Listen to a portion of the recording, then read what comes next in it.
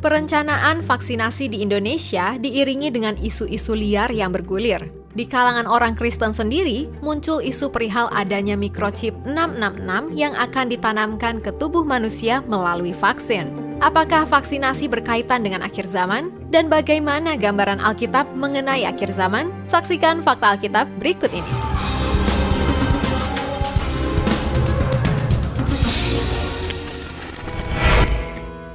Pengajaran tentang akhir zaman. Dalam Alkitab, ada 25 ayat yang menulis kata akhir zaman, baik perjanjian lama maupun perjanjian baru. Akhir zaman dalam bahasa Yunani disebut sunteleia, yang berasal dari kata kerja sunteleo, yang memiliki arti mengakhiri, menyudahi, menyelesaikan, atau menyempurnakan. Ajaran tentang akhir zaman yang biasa disebut eskatologi merupakan salah satu ajaran yang disampaikan Alkitab. Kitab Daniel dan Kitab Wahyu adalah beberapa kitab apokaliptik yang menyinggung tentang akhir zaman. Selain itu, ada Kitab Yesaya, Kitab Yehezkiel, serta khotbah Yesus tentang akhir zaman yang dituliskan dalam Matius 24. Menurut pandangan Kristen, akhir zaman adalah masa akhir dalam sejarah dunia sampai tibanya kehidupan kekal di sorga dan hukuman kekal di neraka. Oleh karena itu, sebagai orang percaya, maka sangatlah penting untuk mengetahui atau belajar tentang akhir zaman. Tanda-tanda akhir zaman. Banyak hal yang akan terjadi di masa akhir zaman, dan Alkitab memaparkan beberapa peristiwa penting di dalamnya. Di antaranya adalah kesengsaraan besar.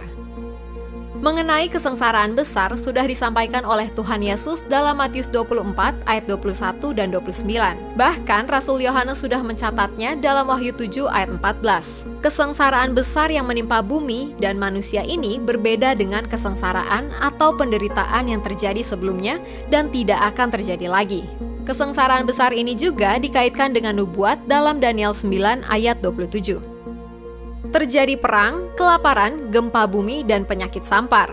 Yesus menyebut perihal perang, kelaparan, dan gempa bumi dalam khotbahnya mengenai akhir zaman yang ditulis dalam Matius 24 ayat 6-7.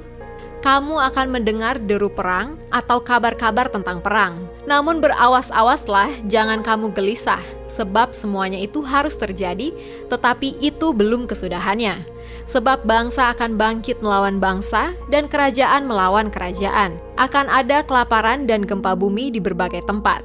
Bahkan Injil Lukas 21 ayat 11 menyebutkan bahwa selain terjadi gempa bumi, maka akan terjadi juga penyakit sampar. Kedatangan Antikris.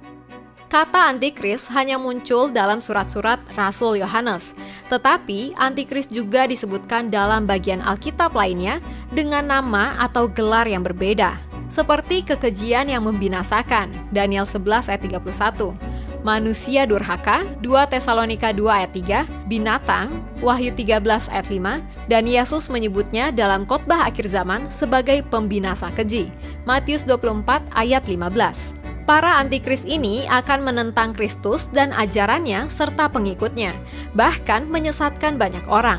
Namun, 2 Tesalonika 2 ayat 8-10 mengatakan bahwa antikris akan dikalahkan Yesus saat kedatangannya yang kedua dan akan dimasukkan ke dalam neraka. Wahyu 20 ayat 10. Adanya Kristus palsu dan nabi palsu. Mesias atau Kristus palsu dan nabi-nabi palsu akan muncul di akhir zaman, dan mereka semua akan menyesatkan.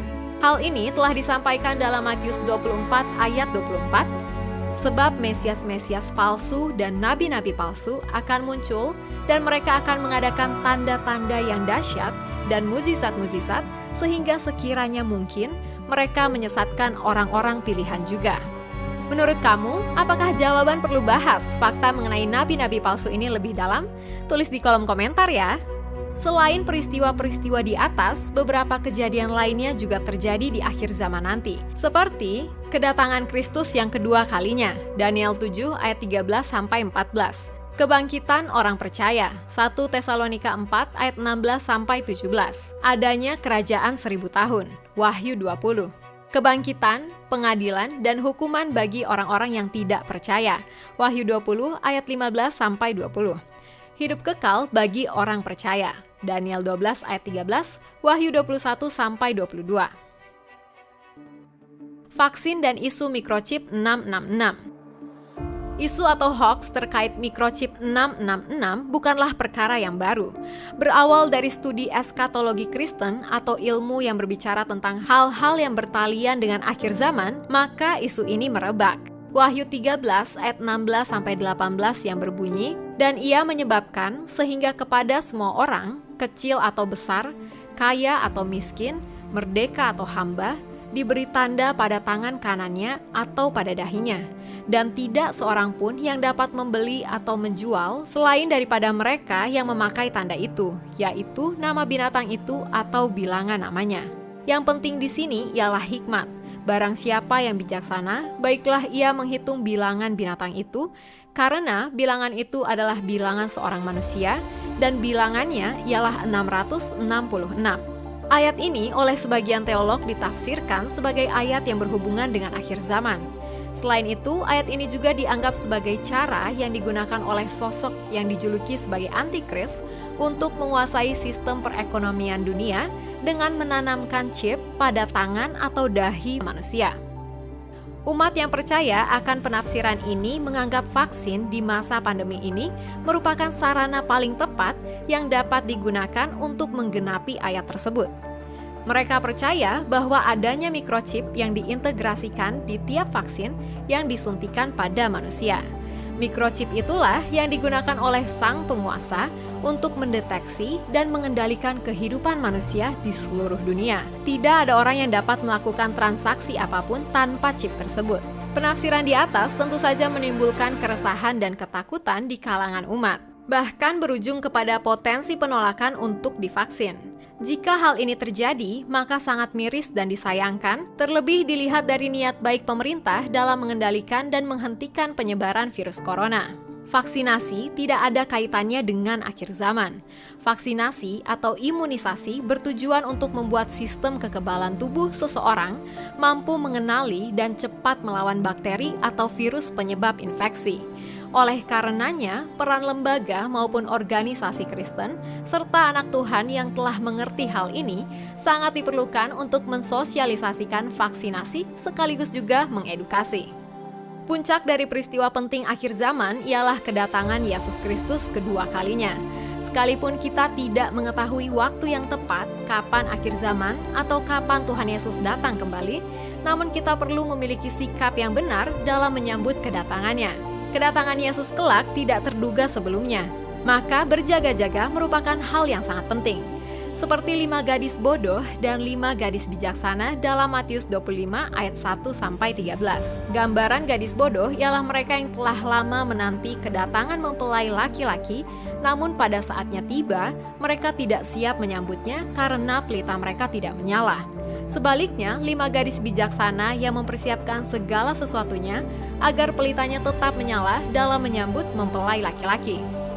Selain itu, Tuhan tidak menginginkan kita menanti dengan pasif, namun aktif dengan melakukan segala tugas yang telah dipercayakannya kepada kita. Untuk itulah, Tuhan Yesus memberikan perumpamaan tentang hamba yang setia dan jahat pada Matius 24 ayat 45-51, dan perumpamaan dalam menggunakan talenta dalam Matius 25 ayat 14-30. Demikianlah fakta Alkitab kali ini. Kira-kira fakta Alkitab apa lagi yang kalian ingin ketahui? Kamu bisa tulis di kolom komentar ya. Dan kalau kamu suka dengan video ini, silakan di-like dan share juga ya. Pastikan juga kamu sudah subscribe dan mengaktifkan tombol lonceng untuk notifikasi video-video terbaru dari Jawaban Channel. Bagi Anda yang ingin memberkati orang lain, Anda bisa mewujudkannya dengan cara mendukung Jawaban Channel untuk terus bisa memberitakan kabar baik di Indonesia dengan berdonasi melalui link ini atau hubungi kami melalui WhatsApp di 0818 0803 9229. Terus saksikan Fakta Alkitab. God bless you!